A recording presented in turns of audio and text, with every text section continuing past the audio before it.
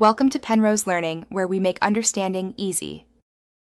In this video, I will explain how to fix a broken zipper on a couch cushion.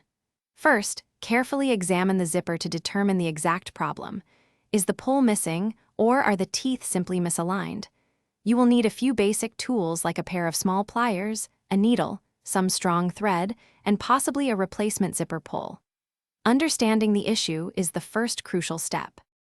If your zipper teeth are separated or bent, you can often fix them with a pair of needle nose pliers. Gently squeeze the bent teeth back into alignment, working from one end of the zipper. Test the zipper's movement after each small adjustment. For smoother operation, rub a pencil lead or a bar of soap along the teeth. This acts as a natural lubricant. When the zipper pull is missing, a replacement is usually straightforward.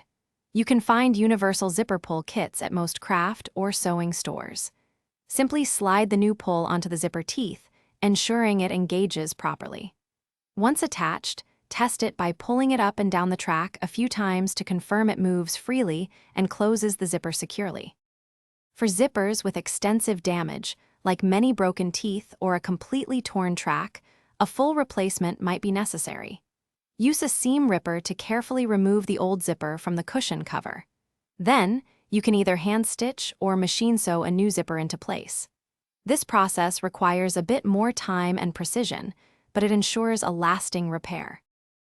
Thanks for watching. If this was helpful, leave a like and consider subscribing. See you next time.